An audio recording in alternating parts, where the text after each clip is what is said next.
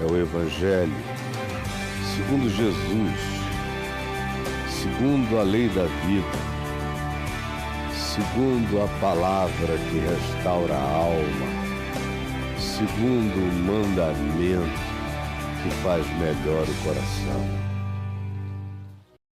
Eu venho conversando com você todas as noites essa semana sobre Efésios, e especialmente anteontem, quando eu li aqui em Efésios 4, dizendo: isto, portanto, digo, e eu falei do significado dessas afirmativas, do significado de testificar, dessa certeza sem a qual nada vai acontecer, e que Paulo diz: vocês não andem como andam os que existem na vacuidade dos seus próprios pensamentos, sem discernimento, obscurecidos em toda e qualquer forma de compreensão, alienados, alheios à vida de Deus, por causa da ignorância deliberada na qual vivem. Porque mesmo quando tem a chance de enxergar, de ver a luz, a maioria fecha o coração. É aquela ignorância que decorre da dureza do coração, que remete o indivíduo para a insensibilidade total, até que ele mergulhe em estado de dissolução, de perda do seu significado pessoal, de morte da sua identidade, e assim, nesse estado, entregue-se ao domínio da avidez, das pulsões e compulsões que tiram a pureza do ser, da identidade do existir. Aí, ontem eu disse, prosseguindo: mas não foi assim que aprendestes a Cristo. E expliquei o significado disso. Falei um pouco sobre como eles não tinham livro para ler, por isso a ênfase de Paulo é em tendes ouvido, em ser instruído segundo a verdade em Jesus, o que não tinha nada a ver com uma catequese, nem com decorar nada, era aprender Cristo, aprender a mente de Cristo, aprender o Evangelho, para que por esse aprender Cristo e ser instruído em Cristo e ter a mente dele, a gente pudesse ter o poder e a capacidade de nos despojarmos do velho homem, do primeiro Adão, do Homo sapiens primitivo, que está presente na gente o tempo todo, até que essa consciência tome conta de nós. Do contrário, a pessoa vai morrer como um mamífero funcional e com inteligência aplicada ao modus operandi tecnológico, social, profissional, mas ele mesmo é um oco, é um vazio, um ser que não consegue responder às perguntas básicas da existência. O que eu estou fazendo aqui? Quem eu sou? O que eu estou fazendo aqui? Qual o propósito da minha existência? Para onde eu vou? Então, é preciso aprender a Cristo para que a gente se despoje desse centauro que é meio homem, meio bicho, que nos habita o tempo todo, que se corrompe segundo o desejo, o tesão pela fantasia. E eu expliquei bem mais ontem a respeito disso. E disse que o chamado era para que nós nos renovássemos. Expliquei o sentido de renovar no espírito do entendimento, como significa uma inversão radical de valores, de significados, de compreensões, de interpretações, de hermenêuticas para a vida. E isso não é só algo que acontece como mudança de códigos e de paradigmas, mas é sobretudo algo que acontece como a invasão da presença do Cristo ressuscitado me habitando. não é só compreensão de uma doutrina, é a experiência de uma presença viva, de ser habitado pelo Espírito Santo, o que nos leva a uma postura diferente, equivalente a trocar de vestes sujas e nos revestirmos de vestes limpas, equivalentes ao novo homem, para o qual somos chamados a nos tornar, que tem em Jesus a sua referência, o seu paradigma. Ele é o Filho do homem, eu sou chamado para ser um novo homem. E para andar à medida em que eu obedeço e pratico o Evangelho, eu desenvolvo uma capacidade de interpretação mental que vai ficando cada vez mais semelhante à de Jesus, que vai me pacificando todos os dias, porque a minha soberana vocação é essa, é a sublime vocação, é deixar o velho homem, o Homo sapiens, e crescer para me tornar o Homo Christus, o Homo Pneumáticos, o Homo do Espírito. Crescer até aquele dia da absorção final, quando eu serei semelhante a Ele, como diz João. Eu verei e vendo-o me tornarei semelhante a Ele, ou como diz Paulo, contemplando-o todo dia, vendo o modo dele ser e crendo e praticando, eu vou me transformando dia a dia e começo a iniciar o processo da metamorfose que vai me fazer tornar-me um Cristo de Deus na eternidade, enquanto dia após dia eu dou um passo a mais na direção de me tornar assim. Aí, fazendo um resumo de 3 dias, ou mais ou menos, eu cheguei aqui no verso 25, que diz, por isso, e esse por isso evoca o contexto antecedente como razão, como sentido para aquilo que se vai dizer. Porque é assim? Porque o chamado é para a gente não viver na oquidão, na vaidade, na vaziez, no obscurecimento de entendimento, na burrice espiritual, na dessensibilização, na dissolução. O chamado não é para nada disso. É para a gente se despojar disso, deixar para trás e nos tornarmos o homem novo. O sentido do Evangelho em mim é fazer de mim uma nova humanidade, uma nova criação, fazendo com que as coisas antigas passem, coisas novas. Um regênesis se estabeleça em mim, na minha vida, com a graça de Deus. Esse é o sentido do chamado, esse é o sentido da minha vocação em Cristo Jesus. Esse é o chamado. Qualquer outra coisa é esse engano.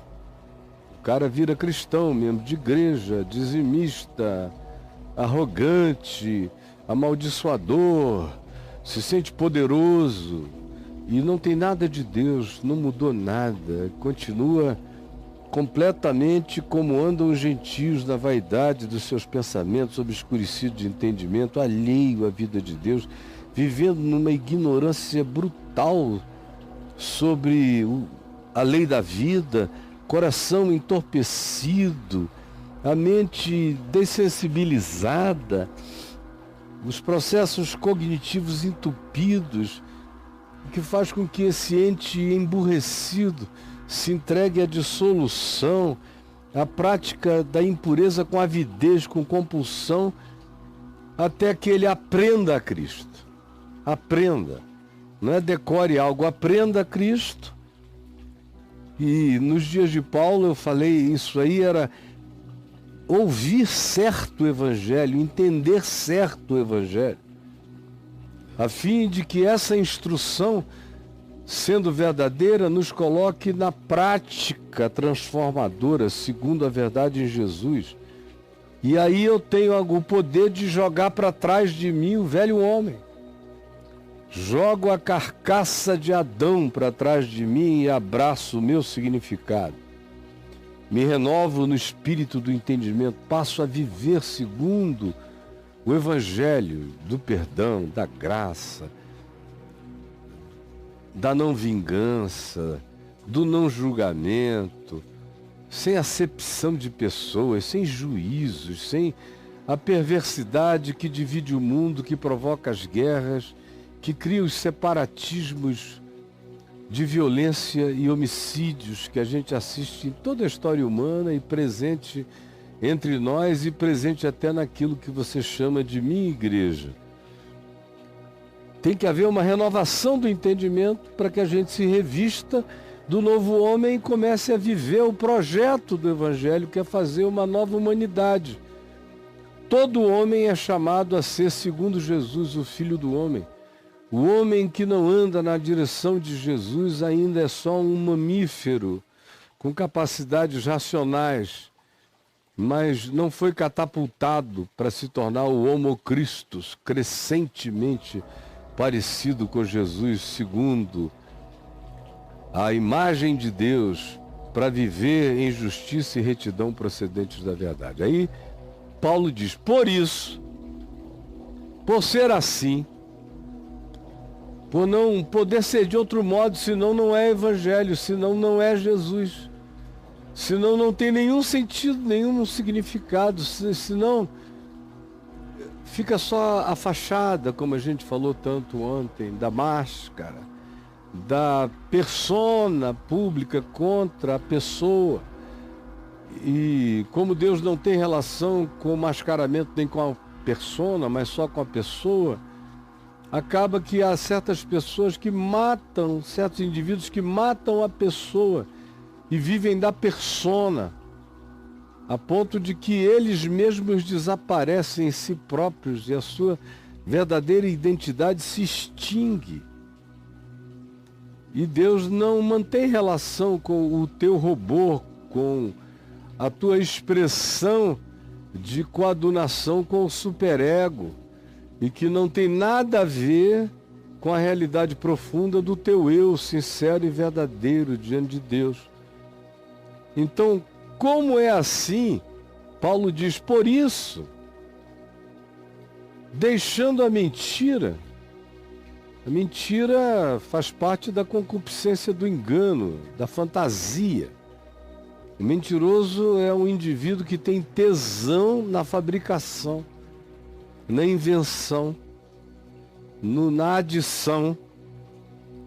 Por isso, se queremos ser cristificados e andar em justiça e retidão procedentes da verdade de Jesus no Evangelho, se é assim, então, deixa a mentira, cara, para de mentir. A mentira se tornou um negócio tão normal. Todo mundo mente. São as fake news agora. É o nome da mentira. Essa era foi batizada como sendo a era pós-verdade. A era da mentira. A era do pai da mentira, do príncipe da mentira. A gente está vivendo nesse mundo de mentiras, da celebração da mentira, onde ninguém tem mais compromisso com a verdade. Cada um diz o que quer, de quem quer, o tempo todo, quando quer, inventa, aumenta, subtrai contra a pessoa. Mentira. Omite coisas que, em sendo ditas, salvariam o indivíduo, mas a pessoa prefere se calar e não confessar.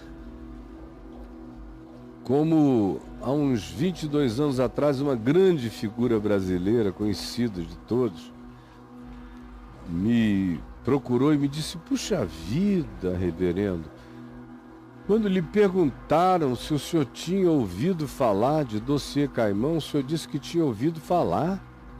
Não podia, o senhor tinha que ter mentido. Eu falei, interessante, quando me perguntaram aquilo, sabe por que eu não tive nenhuma hesitação inicial de dizer que tinha ouvido falar? E ele disse, por quê? Eu falei, por causa de ti. Primeira pessoa que me veio à mente foi você, depois fulano, depois Beltrano.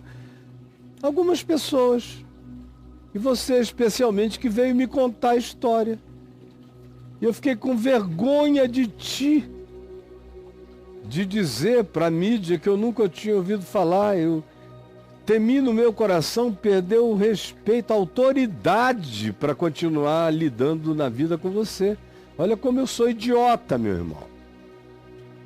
E você veja, em todas essas investigações ninguém fez nada. Ninguém nunca fez nada. Sempre foram outros, ou não sabem o que se fez. E todo mundo fez.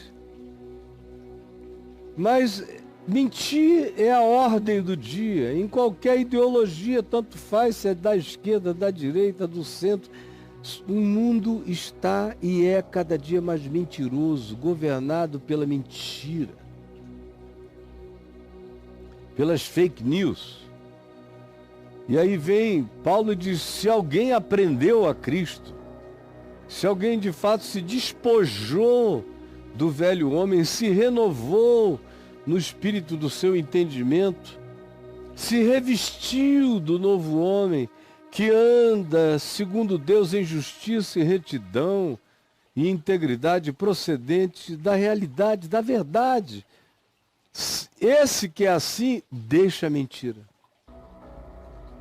Quem não deixa a mentira é porque é ainda um velho homem oco, andando na vacuidade dos pensamentos, obscurecido de entendimento, alienado de Deus, na dureza de coração, insensível, dissoluto, ávido pela torpeza, não aprendeu ainda Cristo. É um ser em estado de envelhecimento para a morte e não de renovação para a vida. Por isso, se você quer ser e aprender a Cristo, a primeira coisa é essa. Tem que deixar a mentira e aprender a falar a verdade com o seu próximo. As pessoas me perguntam como é que a gente é curado da mentira. A gente é curado da mentira falando a verdade com o próximo. Dói. A maioria das pessoas mente muito e tem uns que dizem para você, chega para lá, quem é que não mente?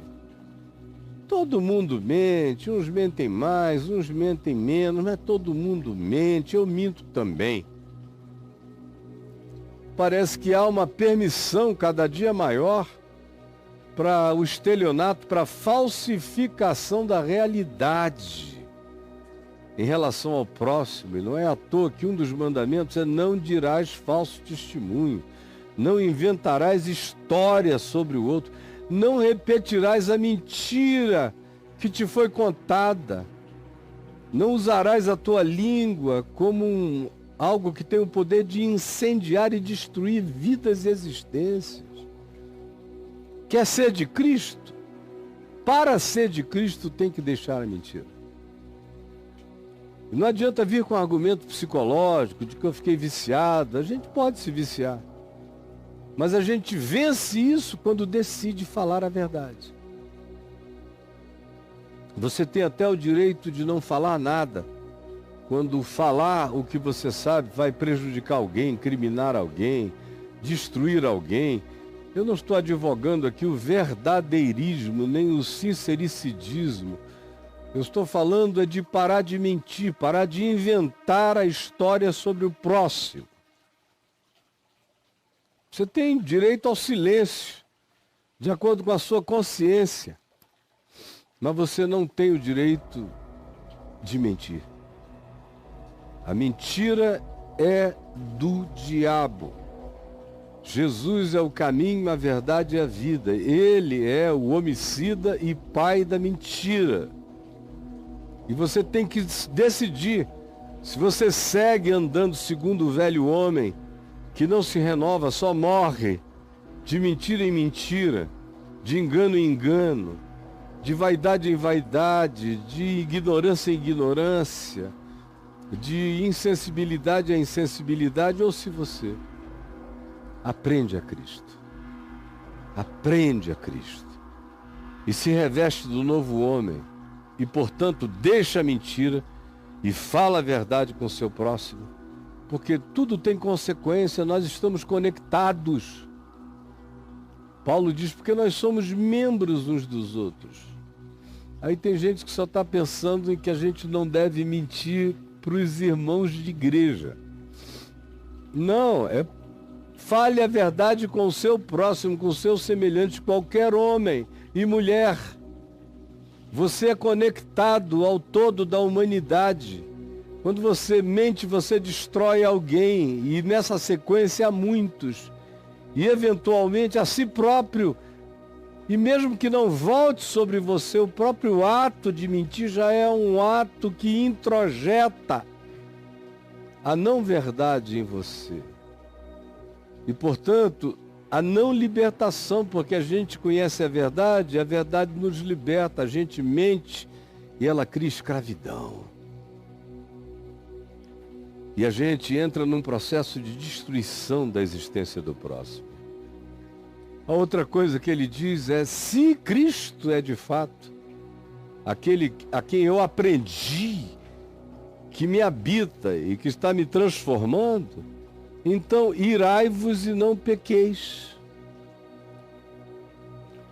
Interessante que Paulo não diz, não se ire nunca, porque existe uma determinada saúde psíquica na capacidade de se irritar, de irar-se, de dizer, de repreender, de se indignar, de afirmar como Jesus fez. Você vê a ira de Deus em Cristo como ela é. E eu aprendo, Jesus é a minha chave hermenêutica, eu me aprendo o significado de me irar sem pecar em Jesus.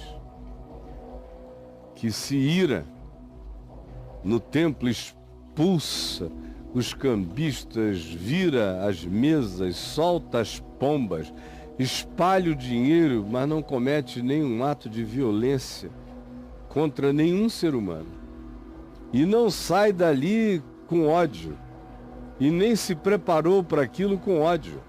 Ao contrário, o Evangelho de Marcos diz que ele chegou, viu o que viu no templo, que tinham transformado aquilo num mercado nojento, e se retirou e passou um tempão fazendo ele mesmo um chicote com azorrague.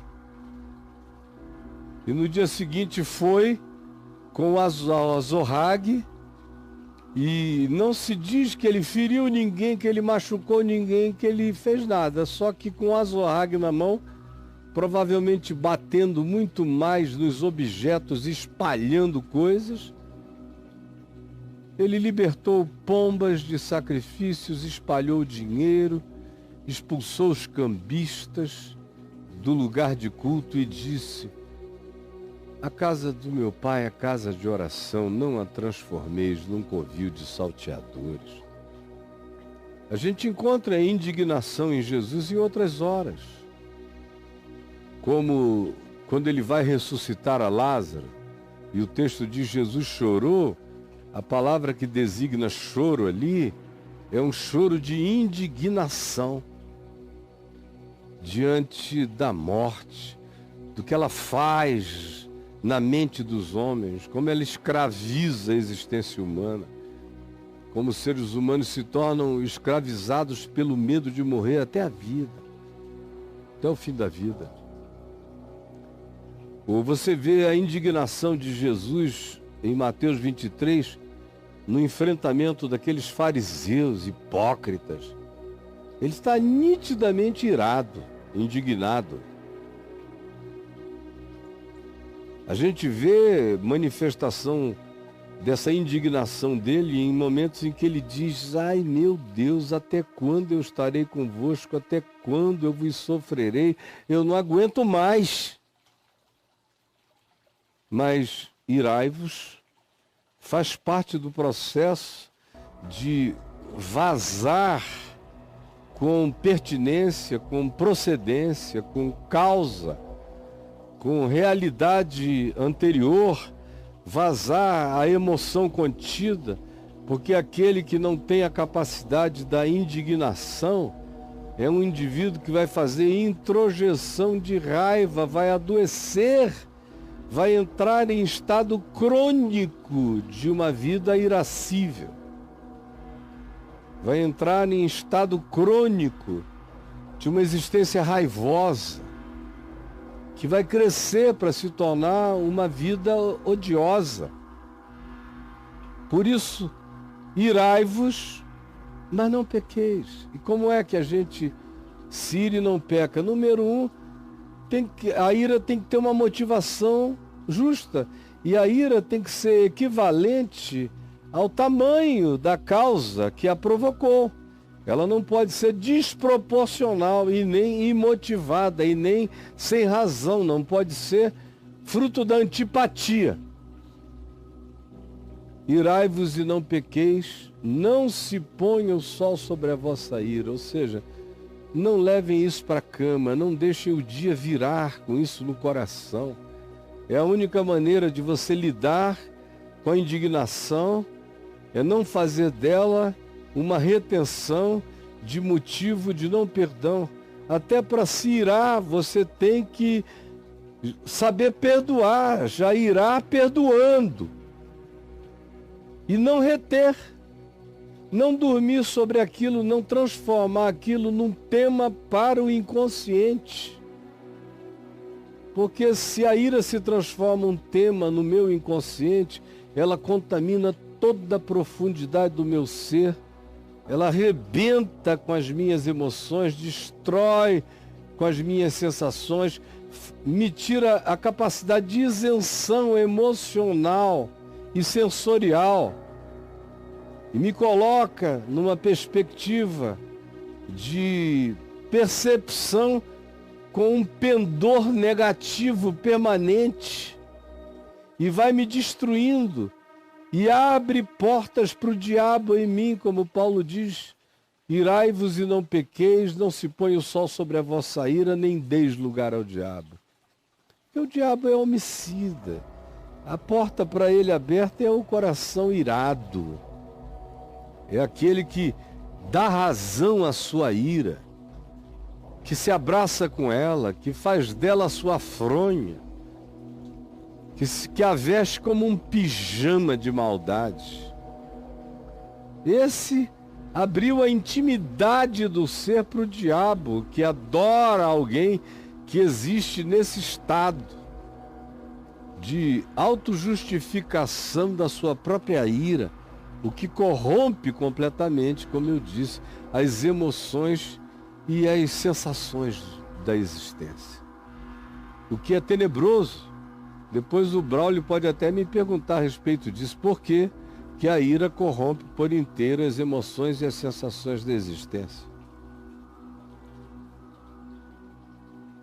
Essa ira permanente, com a qual eu consinto, é equivalente a consentir com a habitação do diabo em mim.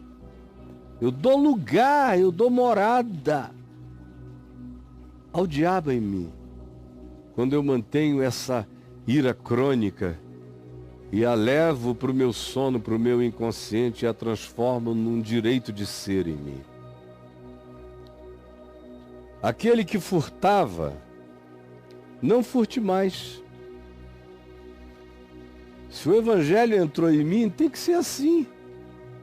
Você que estava acostumado aos overpricings, que estava acostumado a tirar um percentual para você, você que estava acostumado a usar alguma coisa da empresa para cobrir as suas despesas pessoais, você que, tendo uma oportunidade, a usa sem permissão, você que se apropria indebitamente do que quer que seja, não importa o tamanho. As coisas não são medidas espiritualmente pelo valor de mercado, mas sim pelo significado do seu ato de falsificação, de furto, de apropriação indébita. Aquele que furtava, se encontrou Cristo, não furte mais. E o que é que cura esse espírito do furto? Porque isso vira uma doença em muita gente. A pessoa se torna cleptomaníaca ou viciada em shoplifting, às vezes nem precisa, é só aquela coisa de entrar, meter a mão, esconder e sair. É furtivo. Vai, pega, entra na casa de uma amiga, de um amigo, a pessoa se ausenta um pouquinho, você vê que ele tem muitas joias, ou muitos relógios, ou muitas outras coisas menores, você se apropria de uma e diz, ele não vai nem sentir falta, e eu vou gostar de ter isso. Você não tem esse direito nem de cometer o grande furto que seja roubo, nem o grande furto que seja monstruoso e só seja detectado depois, e nem esses pequenos furtos que alimentam a vaidade de alguns como se fossem souvenirs hoje em dia. Tem gente que furta como se fosse souvenir. Isso vicia. E aí você pergunta, bom, eu fiquei viciado nisso, o que é que eu faço? Paulo diz, trabalhe. A psicologia de Paulo é confrontacional e totalmente comportamental. Ele diz, olha, é confrontacional quando diz não furte. E é comportamental quando diz trabalhe. Que o que vai curar o espírito de furto, dessa apropriação, dessa moleza que vai comendo pelas beiradas, às vezes nem é uma apropriação direta, é indireta, é manha. A única coisa que cura a manha do furto, direto ou indireto, é o trabalho. É ganhar a vida com as próprias mãos, como Paulo diz. Trabalhe fazendo com as próprias mãos o que é bom. É ganhar dinheiro para investir no que é bom. É assim que a gente cura o espírito de furto, de cleptomania, de shoplifting, de furto como souvenir, de qualquer que seja a natureza. É o trabalho. Aí você vai e você compra aquilo que antes você furtava. E você compra para si e compra para outros. É o trabalho que vai ensinando a generosidade que vence o espírito do furto. O indivíduo que furta não aprendeu a significação profunda nem da verdade e nem da gratidão generosa. O trabalho ensina isso.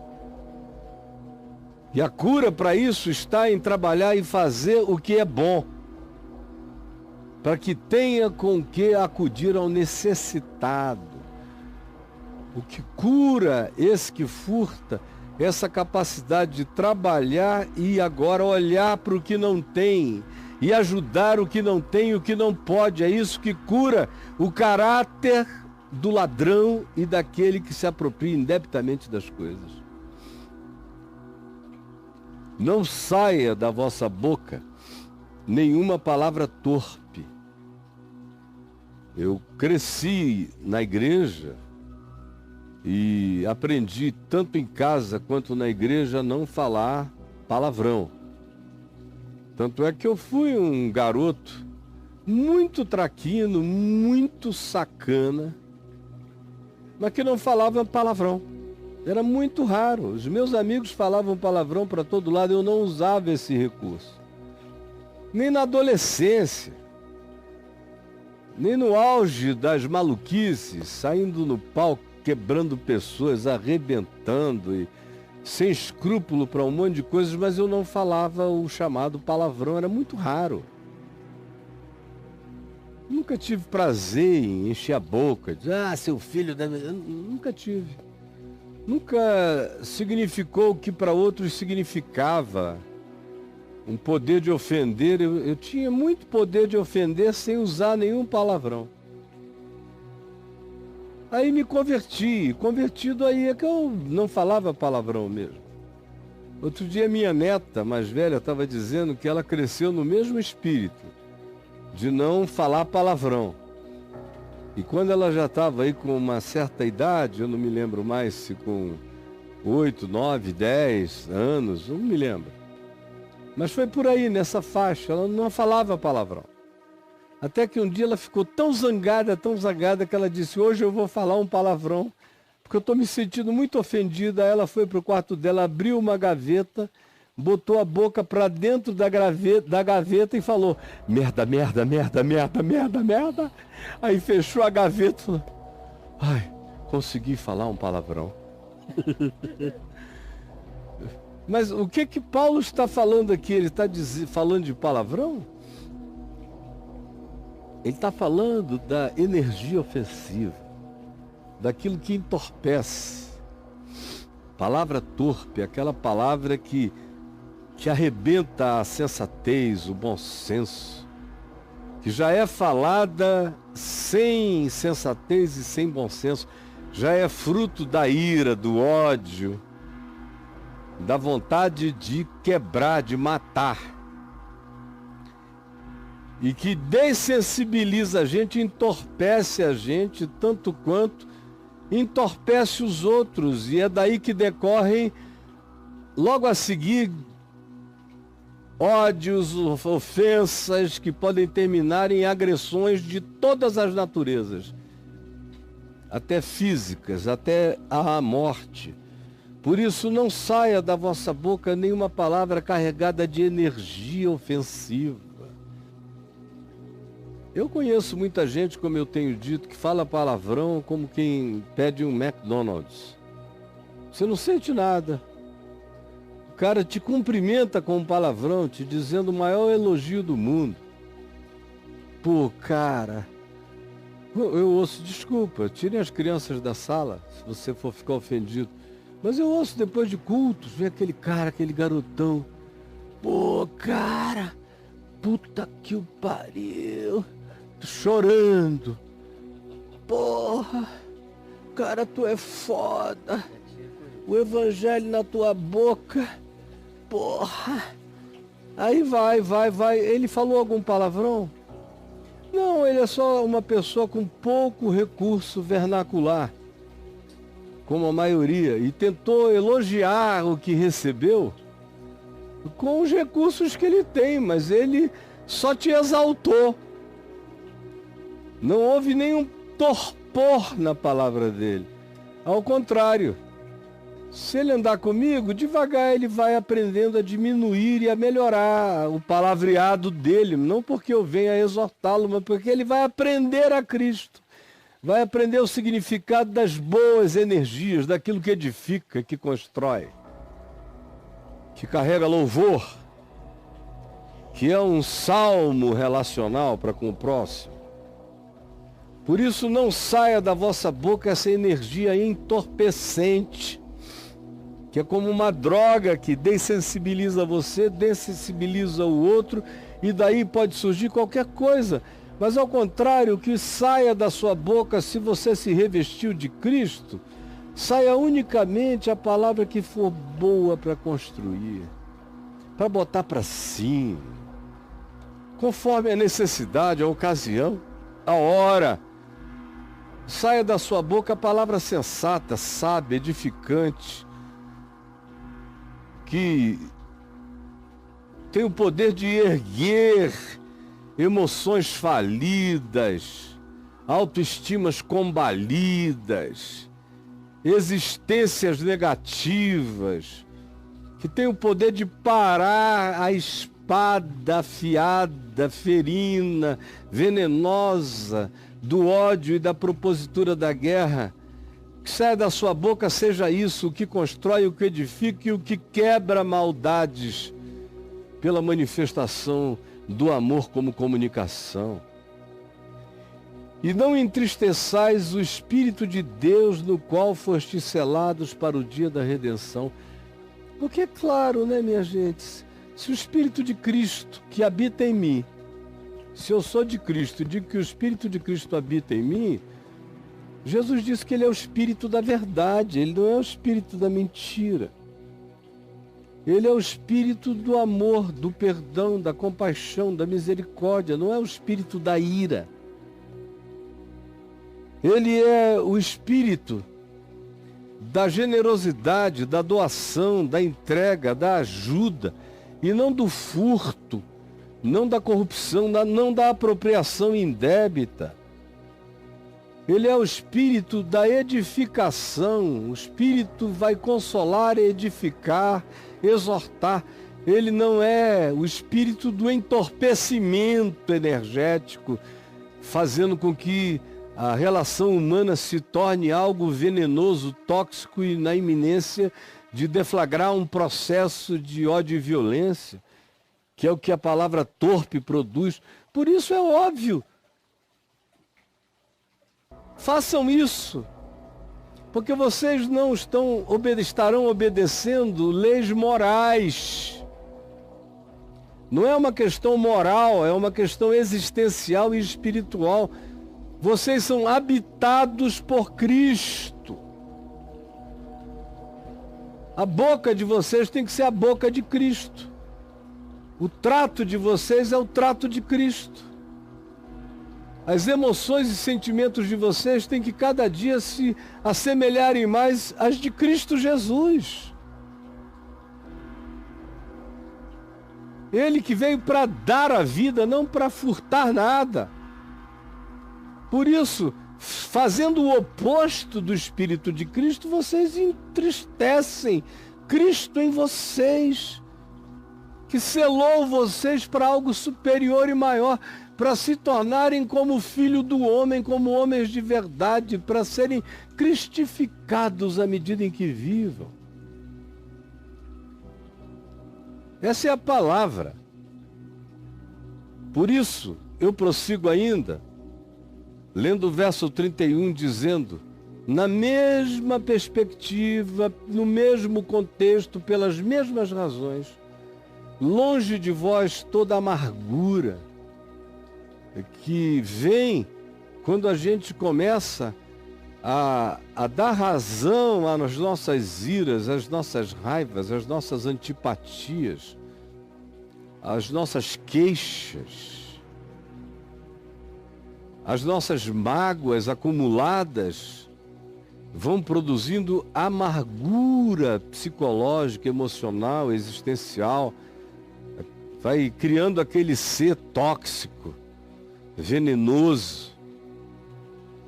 E a amargura não é só um sentimento e uma emoção, ela produz um modo de pensar, de interpretar, de ver a vida, de ser. Por isso, longe de vós toda amargura, toda cólera, que é a ira multiplicada, acendida ao direito de chutar, matar, espancar, bater, quebrar e dizer, eu perdi o controle. Longe de vós toda cólera e ira e gritaria. As gritarias têm um poder extraordinário de produzirem as piores realidades. Você veja aquele ambiente, aquela família, onde todo mundo só fala gritando um com o outro. Não sai nada bom dali. Só gritaria. Gritaria. E o outro... Meu Deus, é um inferno. Daqui a pouco, na gritaria, vem a energia torpe da ofensa, da ira, da cólera. E um lugar e uma cultura onde a gritaria prevalece produzem amargura relacional. Então a gritaria vai se tornar cada vez mais um estilhaço de pólvora que pode acender um incêndio de ódios no trato e nas consequências que daí decorram. Por isso não haja entre vós gritaria, nem blasfêmia. Blasfêmia aqui não se trata de blasfemar contra o Pai, o Filho, nem o Espírito Santo, nem contra nada disso. Eles nem conheciam isso. Essa doutrina organizadinha do Pai, do Filho e do Espírito Santo veio do quarto século para frente. Para eles o Pai era o Pai, o Filho era o Filho, o Espírito Santo era o Espírito Santo, mas não, eles não tinham essa discussão sobre a Trindade. Deus era plural, Deus era uno e era o Elohim, aquele em quem habitava o plural de majestade. Era até onde eles iam. Por isso, blasfêmia aqui é contra o próximo. É dizer seu quê, Chico? Seu quê? Seu... Aí, cara sai detratando o outro, destruindo o outro, blasfemando contra a alma do outro. Seu oco, seu idiota. Quantas mães e pais educam os filhos na base da blasfêmia? Seu burro, seu imbecil, que não aprende nada. Seu fracassado. Esse ser humano está blasfemando contra o outro o tempo todo. E incitando na alma do outro a blasfêmia como paradigma negativo, que achata e acachapa a autoimagem e a percepção dele. Longe de vós toda blasfêmia, e bem assim toda malícia, toda malandragem, que é uma outra coisa que a gente acha que não é nem pecado, é quase uma virtude, especialmente na nossa cultura.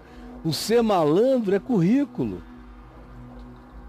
Aquele malandro, aquele cara de chavado, que está sempre passando, o rei do Teflon, está sempre vendo na frente, jogando uma casca de banana, escorrendo por ali.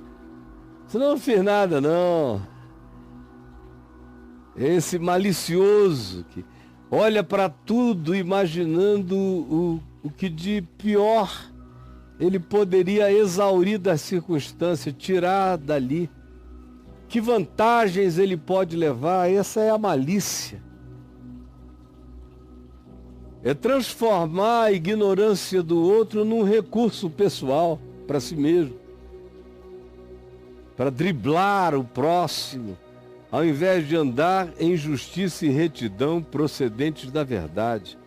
Malícia. Antes, se vocês se revestiram do novo homem, se aprenderam a Cristo, antes, sede uns para com os outros benignos. É óbvio, não é? Cara, se eu sou de Jesus, eu não posso ser o que Jesus não foi.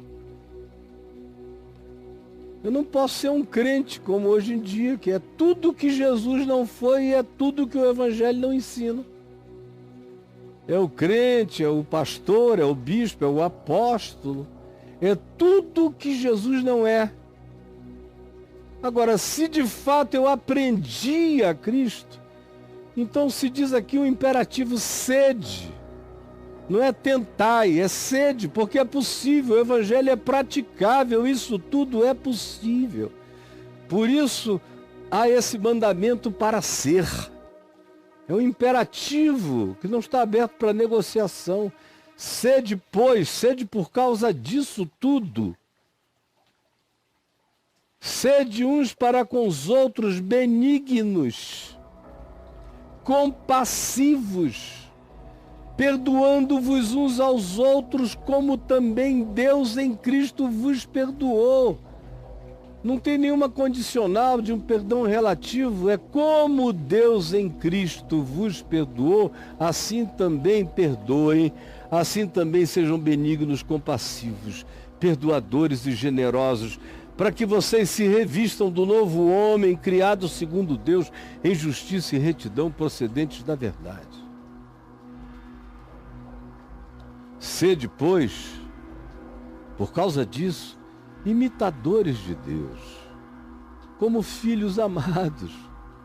Ele que é o Pai que faz vir sol sobre maus e justos, vir chuva sobre justos e injustos, baseado no que Jesus disse: assim, amem os vossos inimigos e orem pelos que vos perseguem, para que vos torneis filhos do vosso Pai Celeste. É a mesma coisa que Paulo diz: sede, pois, por causa disso, porque vocês são de Cristo e aprenderam a Cristo, imitadores de Deus como filhos amados, e andai em amor. Andar em amor não é andar como uma poliana, com romances existenciais, fingindo que o mundo é bom, que está tudo legal. Não. É andar em amor segundo Cristo, onde a verdade era a verdade, a idiotice era idiotice, a maldade era a maldade, a hipocrisia era a hipocrisia, e aonde a sinceridade do pecador era a sinceridade do pecador. Onde cada coisa era própria. O amor é próprio. O trato do amor é essa maneira de ser própria para com todas as situações e caminhar sem rancor na vida, perdoando a tudo e todos como Deus em Cristo nos perdoou. Assim a gente anda em amor, como também Cristo nos amou. O amor segundo Deus em Cristo é esse amor que se entrega, se entregou a si mesmo por nós, que se doa e que transforma a vida numa oferta, num sacrifício a Deus, transforma a vida num incenso suave, num cheiro gostoso. Ele está falando isso aos de Éfeso, que diziam que tinham crido.